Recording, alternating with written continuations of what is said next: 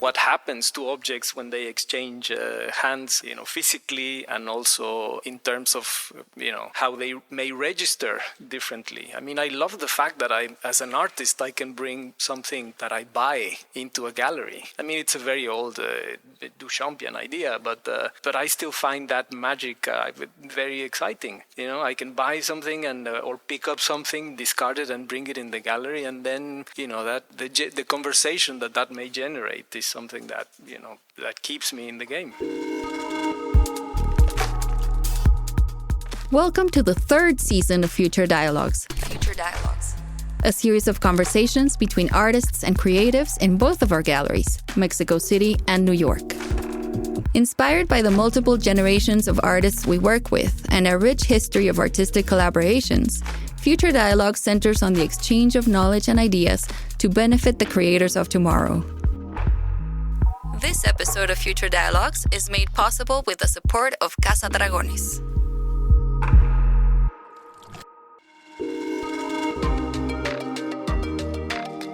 Thank you for joining us in our third season. In this episode, we present a conversation between artist Gabriel Kuri and curator Dieter Roelstraete, recorded in the context of Kuri's solo exhibition, Your Cost-Benefit Calculations, at Kurimanzutto, New York, which opened in January 2026. Gabriel Kuri's practice centers on the objects and spaces that mediate human relationships to explore the untapped potential for transformation in the everyday. Drawing on the principles of minimalism and capitalist consumption, he integrates elements of the familiar in his collages and sculptures. Through poetic juxtapositions and hybrid objects, Kuri challenges the underlying assumptions of contemporary culture, inviting us to reconsider the mundane to recognize the eloquence and even the extraordinary within daily life. Dieter Roelstraete is the curator at the Neubauer Collegium for Culture and Society at the University of Chicago, where he also teaches. He previously held curatorial positions at the Museum of Contemporary Art Antwerp, the Museum of Contemporary Art Chicago, and Documenta 14. Trained as a philosopher at the University of Ghent, he has published extensively on contemporary art and related theoretical issues.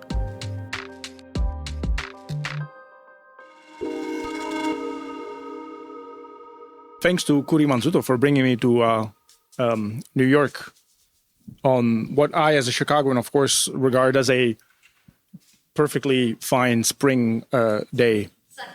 Sunny, truly. Gabriel, how are you? I'm very well. Equally happy and grateful towards the gallery for organizing this exhibition, this talk, and for the audience to make it here on a snowy day. And please, the stragglers in the back, there are more chairs, like very frontal, in fact. Please, come and be intimidating. Miles, come on, do it. So, full disclosure, if it will feel as if I treat the subject matter at hand somewhat nonchalantly today, it is because there's a little bit of a history here. I have known Gabriel for 25 years. We first met in Holland in 2001. Gabriel was invited to participate in an exhibition organized by my great compatriot, the late Jan Hoet.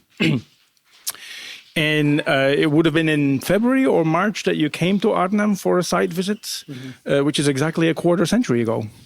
I was a child at the time. Gabriel was, of legal age, but not much more. And of course, we worked together repeatedly after that. I wrote about Gabriel's work. I've included it in a number of exhibitions I curated. In fact, the first time I ever curated an exhibition entirely on my own, of my own, at the Museum of Contemporary Art in Antwerp. Gabriel was in it.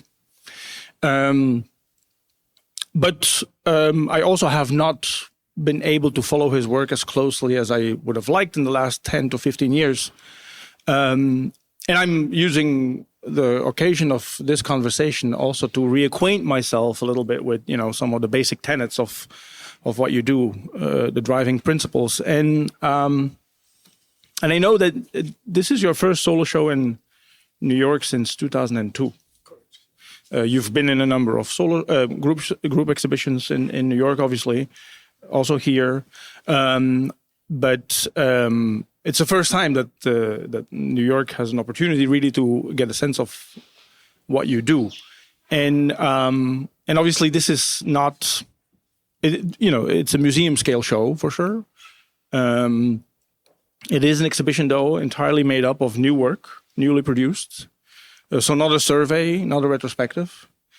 But I would like to hear you talk a little bit about what's in the exhibition has been with you for those 25 years, the 25 years of your active practice as an artist, or slightly longer, having started to exhibit in the late 90s. So what are some of the recurring concerns that continue to feed your work until the present day? And perhaps you could also kind of single out the moments in the exhibition that to you also feel like turns, innovations, breakthroughs, where you have left behind some of the things that we may have come to expect of you. Thank you, Dieter. Well, as you somewhat hinted already in your question, it is an opportunity for me to present my current concerns and how these may tie in with my consistent concerns to an audience that may or may not know my work. I cannot really begin by assuming that the audience knows what I do. So it's of course a very interesting challenge to present myself in a city like New York with so many visitors and like such a connected place so I want to make an exhibition that of course let's say leaped into some new questions, but sure enough let's say was grounded enough in some of my more long-held concerns. I have always felt that the practice of sculpture is just a way for me to make sense of the material world, and I only work from personal experience. I've never been an artist who starts in a library and then or starts from some kind of anthropological premise or some kind of culturally specific circumstance and then works with materials to kind of come to that or describe it. I only work really from personal experience. So that said, there are things that have been with me, concerns that have been with me because of this. And these things are as simple and primal as cigarette butts. And then, let's say, in a more abstract, discursive way, the nature of exchange, how objects mediate our relationships in societies, and how objects may also kind of trigger behavior.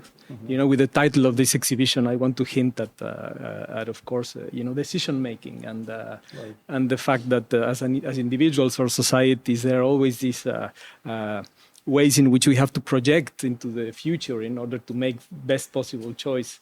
I like to think that making art is about imagining, and it's about foreseeing and forecasting.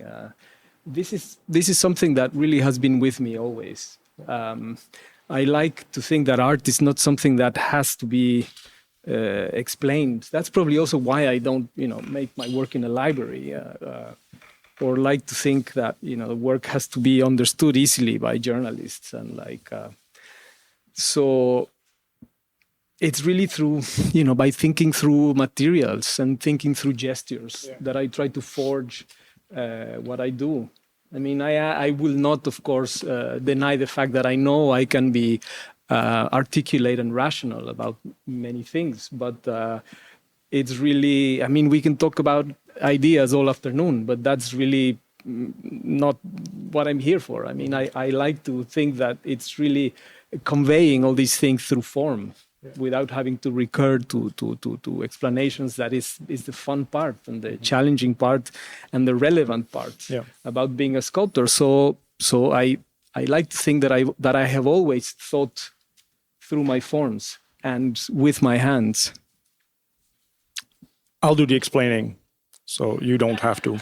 But could we, just looking at what we have here right in front of us, these two assemblages, this precariously balanced steel sculpture in the back there that rests on two tubes that not many people might be able to recognize as Chinese fireworks, right? Who guessed that? Who knew that? Hands up. Okay, well, that's cheating. Also,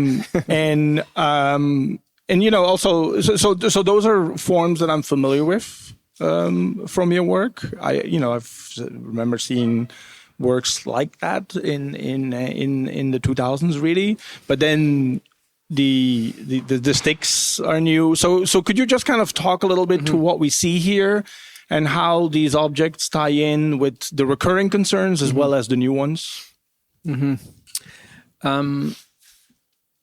Well, there is, just like I said earlier, there are things that have recurred in my work, like cigarette butts or volcanic rock, or the idea of latency and potential. Right? So then I find myself speaking with rocks and speaking with combustion or speaking with the possibility of, and then I sort of always like to work in a circular motion in which, materials are not always just material, just stuff, but they're information as well. So, quite quickly when I was thinking of this exhibition, I started to think I'd really like to have Chinese fireworks, because I was thinking of, in thinking of probability and trying to foresee and trying to predict, I was thinking, that latency of something to happen. I thought I want that kind of contained in one consumer article, and I thought firework. And then I was quite thrilled to find out that there's like this world monopoly. I think like more than 90% of the fireworks are made in China. And I thought, what does that mean if I make sculpture with something like that? Well, that's something not for me to impose, but I'd like to have that. So I started looking. I know that they're illegal now; you can't buy them in New York. I started looking at all the different kinds that were available, and which ones of those made sense sculpturally to make that prop, that stack, that precarious balance, and.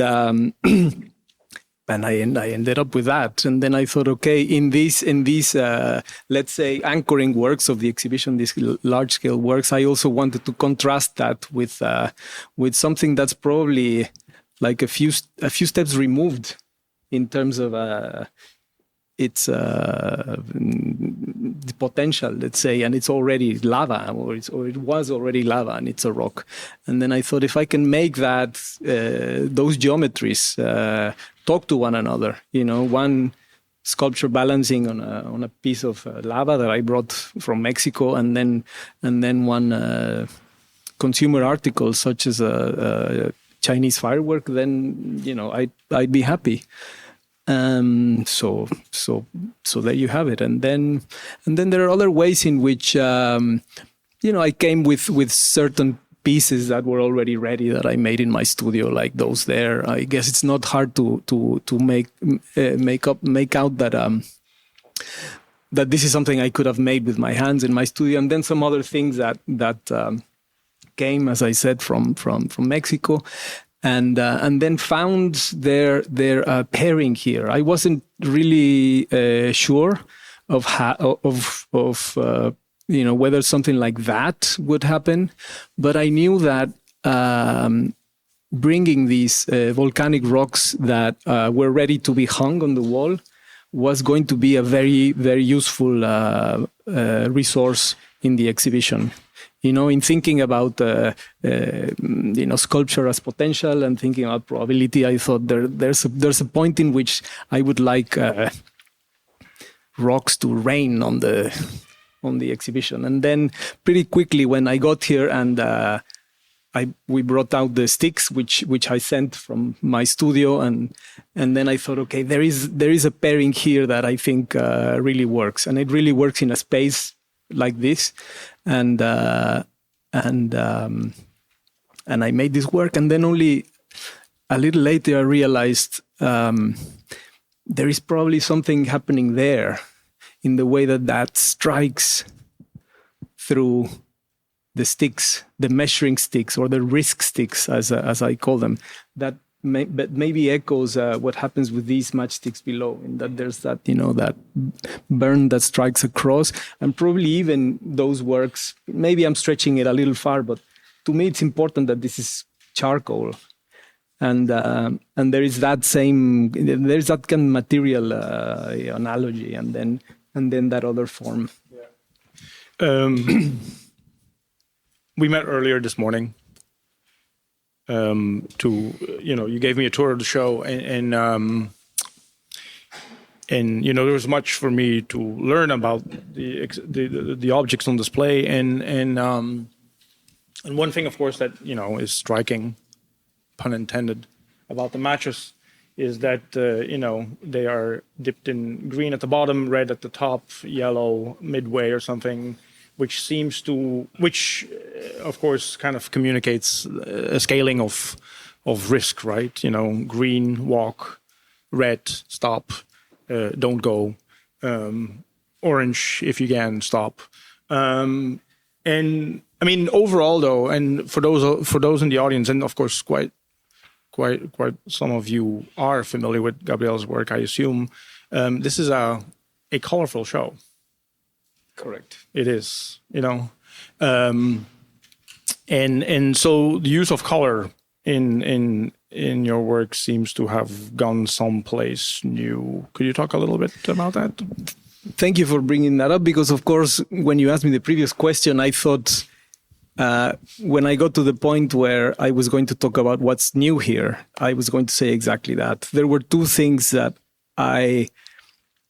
one of them was a realization, and the other one was more deliberate. One of them, the more deliberate one, is the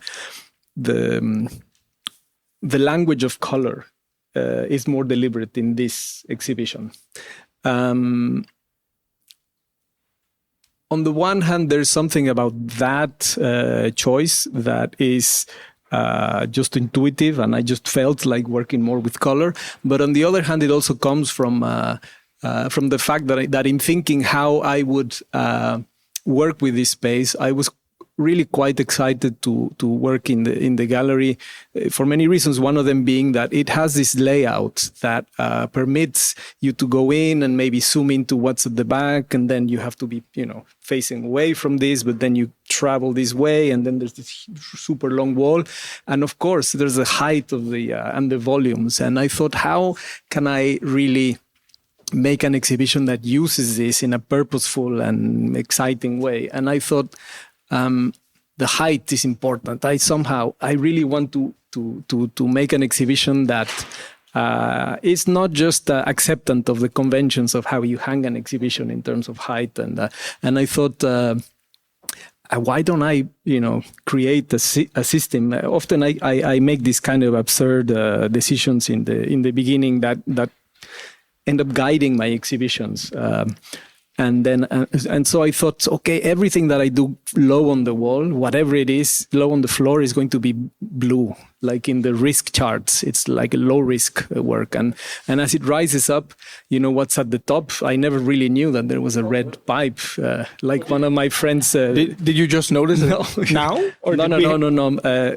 My friend yesterday said that she realized that. But of course, the exit signs are these red flags that we know are always here. And for once, it doesn't destroy the artwork. I really quite like the fact that it's right there, right above this work. But anyway, I thought I would make an exhibition that functioned in this color scheme that comes from risk assessment charts. Anything that's low on the floor will be blue, and then anything that I do, it doesn't matter what, that's at this height is going to be like yellow or orange, and then as it rises, whatever happens on at the top will be red. And I was kind of asking myself, like, am I able to do an exhibition like this? It's of course absurd in most ways. And as I went through the process of making the exhibition, there was something about that relaxed a little, and it's really now just, let's say, the different kinds of works follow in their own family. Let's say they follow that, the lower ones are colder in color, and as they increase their height, the color also warms up, let's say.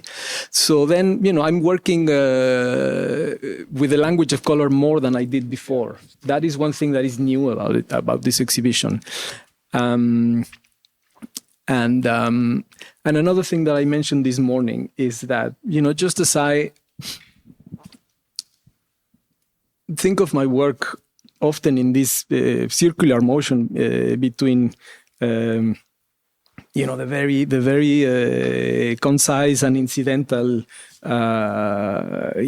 incidents of cigarette butt or something that just comes to me, and let's say how objects mediate relationships, let's say, and how we as societies have to go through processes of abstraction in order to make sense of things that happen in real life, which is messy, and you have to leave out a lot of details in order to isolate certain phenomenon. Yeah, and then maybe you'll end up having facts and figures or charts. The same kind of abstract reasoning, I think, often goes into the making of an artwork. I mean, experience of the world is the world is messy, and there are many things flying at you all the time. In order to make sense of that and be able to recreate it in an artwork, I always thought the process of abstraction is comparable to that that you need in order to make. To come down to facts and figures, and later on to make policy, or later on to devise an insurance scheme. With your knowledge, you're able to predict what may come.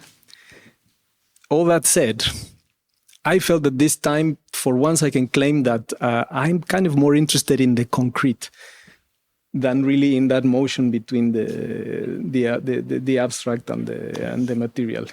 There's something about this work, and it's probably the introduction of the color as well, that I just felt it was kind of leading me back more to this kind of language, which is here and now, and concretismus, as they would say in Central Europe. I want to talk about a work that's out of view here, but I hope that most of you have seen it, and it's the one that involves the cigarette butt. Yeah. Who smoked that cigarette, by the way? Blake did. Where is he? Blake. Okay, good. Let's hear it for Blake.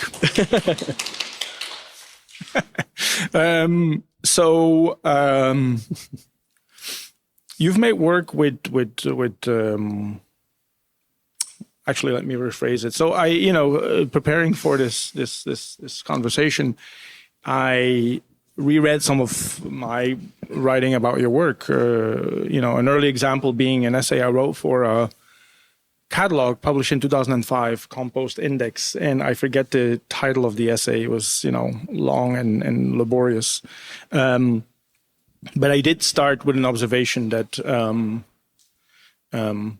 Your work is invested conceptually in issues of trade, in the circulation of goods, and the magic of money to make goods circulate, and then the even more abstruse magic of credit and trust and all of those things. And I wrote this a long time ago, and of course you have since gone on to make work that incorporates credit cards. Mm-hmm. And I had no idea, of course, that the white sculpture on the wall in the back here is actually kind of a mashup of the logo on a MasterCard credit card, right? Which struck me. There's something beautiful about your ability to find inspiration in something as mundane as a credit card logo. And of course, MasterCard outdoes Visa in that regard. And can you just speak a little bit to that work and how it relates to, very directly, okay, sure, plastic money, but then a little bit less directly, credit, and then like the deeper, really kind of existential issue of trust? Or is that a little bit too much? Well, listen. I love the MasterCard logo. I've made a lot of work that has very directly or a few steps removed dealt with that geometry, dealt with that, as you pointed out, with that Venn diagram geometry, with the colors of it. And sure enough, with that feeling of familiarity and like touching base that I have anywhere I go in the world, and I see that, I feel like, it's like touching base. Yeah. And there's something about that shape that, of course, stands for this abstract idea of credit, of trust. And it's a very complex series of a sequence of bonds that happen in abstraction. But of course, I'm much more interested in the fact that, there is trust, but there's also the handshake, and there is credit. But we all know that a credit card has rounded corners and is very smooth and shiny. And it has those thermoformed letters, and it's bulging in your pocket, and it has that let's say that material quality, that physicality, and of course all the other anxieties that we project onto it, and that is again like me realizing that I'm kind of landing on the more concrete end of that. There's something about the color in that work. I don't know whether it's anecdotal or unnecessary, but of course I told you, and I would tell anyone that work, which is it's this geometric white assemblage on the wall, is like either let's say a blank version of that logo, or probably a version of it that has been stripped of its color, that's been sucked out, and then I thought I would restore that with the red and the yellow, the red of the little bottle cap and the yellow of the, which is of course something that's small and ephemeral, right, and just resting there in a very light way. Yeah. And also the works that we see here on the wall, which have the aura of tokens. Coins, but not exactly, because they're too rounded at the edges. And I this is of course again utterly anecdotal, but I hear that a massive chapter in the history of New York City's public transport has been brought to a close in the phasing out of the MetroCard, right? And I've noticed also underground that the protective barriers have increased in riskiness. It's harder actually to now kind of make your way across the gates in the subway, which kind of speaks a little bit to the issue of risk in society and attempts to discipline and domesticate. But the token too as a word, the etymology of the token, or the notion of the token, and the notion of credit, they're so kind of loaded in a way with, like ethical, moral issues. And this is not a question yet, but it's going to be something shortly. And now I want to drop the big one. Everyone, please have a seat. Still. So, I mean, one thing that I have always found very appealing, compelling about your work,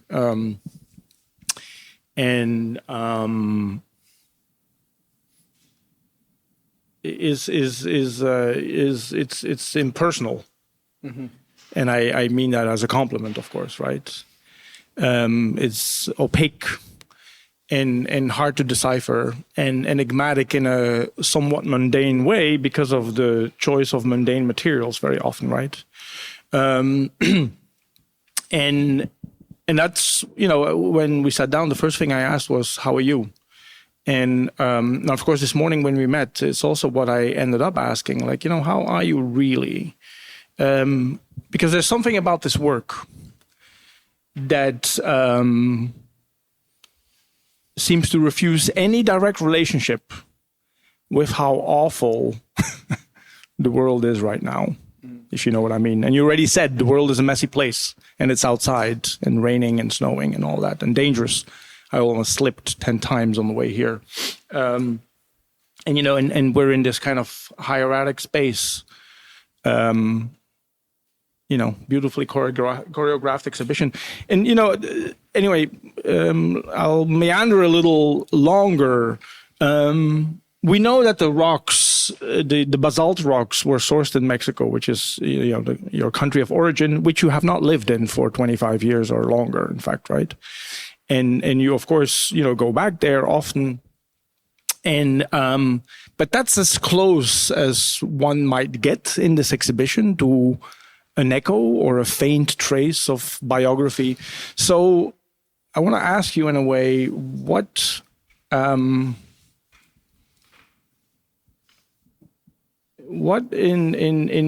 your work alludes to the world, if anything at all?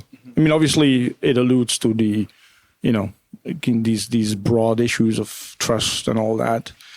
But it's like, here we are, 2026. We've not seen each other in person for quite some time.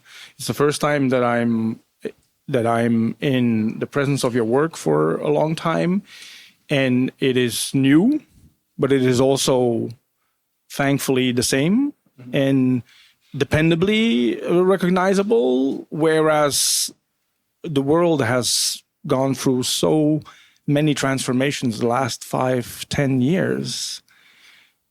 Like a storm is raging in paradise, but in Gabriel Kuri's studio, there's a steady beat of the same dedication to the same very formal and abstract concerns that, of course, often, are very endearingly embodied.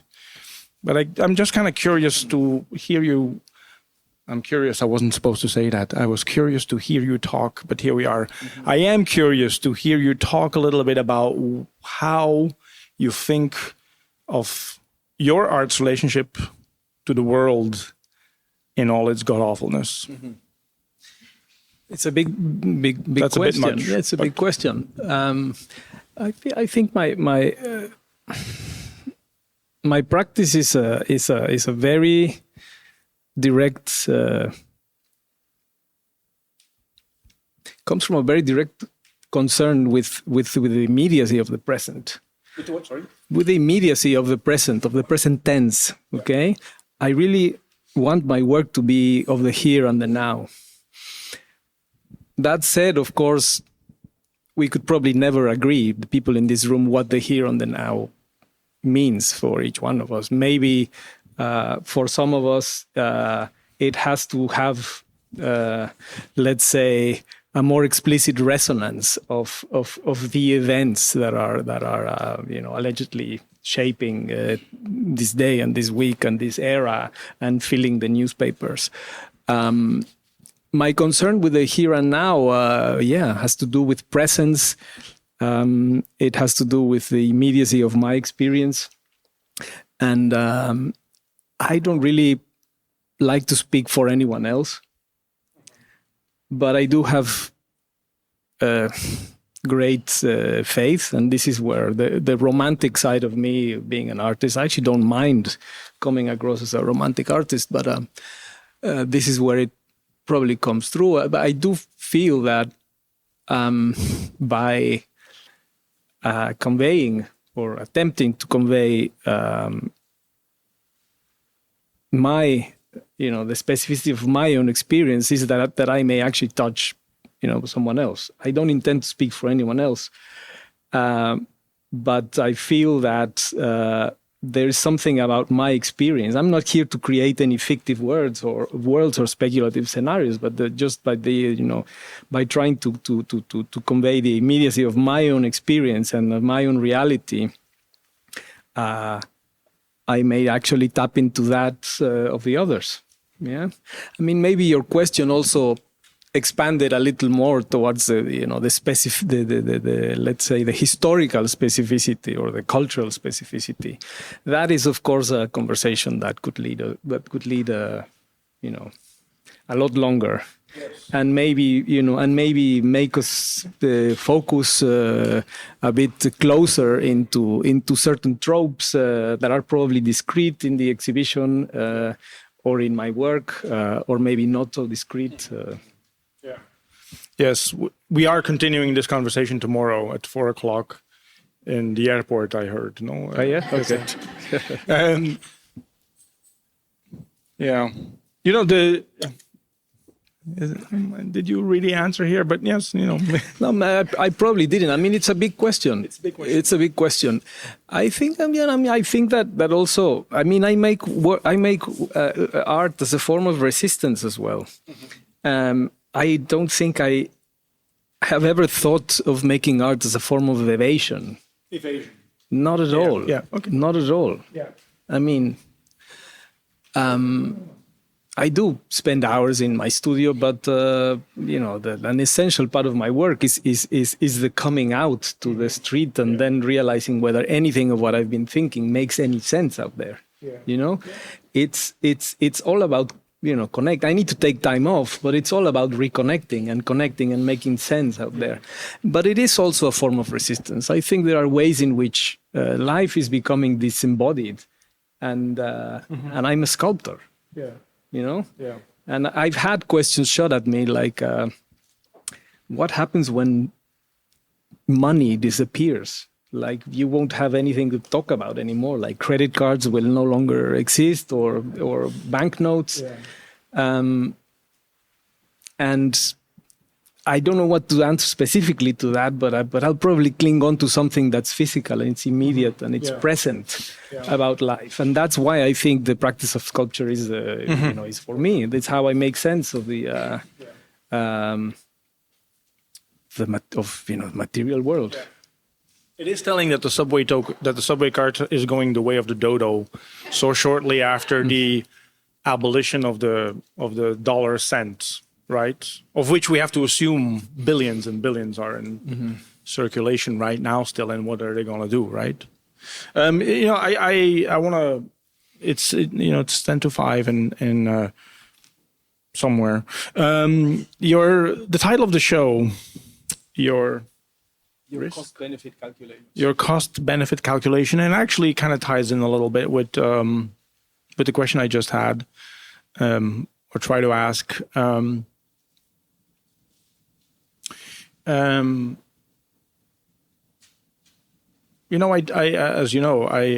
run a gallery on the campus of the University of Chicago, which is famously the home of two weapons of mass destruction developed over the course of the 20th century. One being the atom bomb, the Manhattan Project first having set its experimental physical steps in Chicago, and then secondly, of course, neoliberal economics, as Can you repeat that? The University of Chicago is home. No. did you say behavioral economics or not yet? I'm not neoliberal. Neoliberal, not behavioral. I know. Okay. Are there any scholars of the world economy present today? I hope not. No. Okay. I just didn't understand it when you said neoliberal economics. Neoliberal economics. Milton Friedman. Just the other day, walking down the street in Chicago, I saw a student walking around with a Milton Friedman T-shirt. Like honestly. I had to double take. I went back and wow, is that what you're wearing here? But anyway, so rational choice theory as an economic doctrine, as hatched out. I mean, I don't want to get too granular, but as hatched out by James Buchanan, George Mason University. Has given us a image of economy as the founding set of principles to plot all modes of human behavior on, right? That everything we do in life, I mean, this is the vision of Milton Friedman and James Buchanan more than Friedman, but that everything we do in life is based on the calculation of risks and the calculation of benefits, which sounds absurd. And so I'm curious. There we are again. I'm again curious. I wasn't supposed to be curious about anything. But how do you get to the title and how do you feel about this kind of morbid rationalism of reducing human life to a calculus of risk and benefit? I am... Behavioral. I'm an amateur reader of behavioral economics. Yes. I love that. You love that. I love reading about, the mathematics of choice and and the irrationality really of our decisions. And somehow, let's say, to summarize, I'm not going to go into that kind of academic discussion because I have no, I'm not entitled to it. But one thing, let's say that I felt somehow. Quite reassured to learn. Yeah. It's let's say the school of behavioral economics that says, okay, economy says that this is how the world works, how the world is founded, but the fact of the matter is that that's how it's supposed to be. But the fact of the matter is that is we can see the world for what it really is. Sure. We are much more. And another topic that I love reading is all these new finds in neuroscience that we are just so much more irrational and intuitive and visceral in our decisions. So then, of course, the cost-benefit idea, I think it breaks down. Sure. And somehow becomes rather irrelevant to be explained in scholarly terms. I mean, I'd be an economist if I wanted to go that way. I'm an artist, but I do feel that there is something also about trying to imagine with artworks that is very much grounded in that kind of idea of taking a risk and feeling there's a payoff, and that's of course something I would also like the work to convey. Yes. Well, I think that the greatest risk implied in the exhibition is the question whether those fireworks have been set off, yes or not. And we're not going to answer that question, but we'll conclude perhaps here and have a drink. I think questions can be directed to the artist at the bar, unless we can do 1 to 2. We can have questions from the audience, perchance. Anyone? I'm curious whether there are any questions from the audience. Well, there we are. Agnieszka. So I have a question. You mentioned exchange, the importance of exchange, and this is something that always interested me in your work, the circulation and exchange that they are participating in this, and transformation of objects that happens through that. And I'm curious how, was it important also for this exhibition this question how objects actually change and transform in terms of value, status, being in the game. Like because this is one of the things that I always found very interesting in your practice.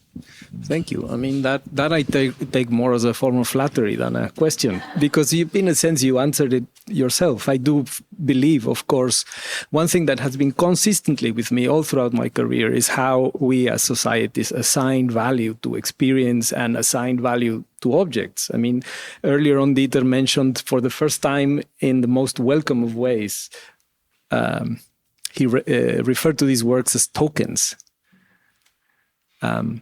What is a token if not a piece of material that has been, embedded with all these relations of trust and value and etc. And whether that transforms the object, the answer is, of course, a resounding yes.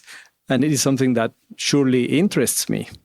Yeah, I am, as I said earlier, constantly feeling in this, just embedded in this motion between the in this transformative motion, which is material, but also in terms of the exchange value, what happens to objects when they exchange hands, physically, and also in terms of how they may register differently. I mean, I love the fact that as an artist, I can bring something that I buy into a gallery. I mean, it's a very old Duchampian idea, but I still find that magic very exciting. I can buy something or pick up something, discard it, and bring it in the gallery, and then that the conversation that may generate is something that that keeps me in the game. Thank you everyone for coming. Well, thank you.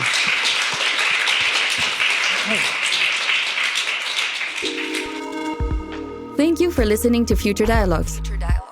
See you soon.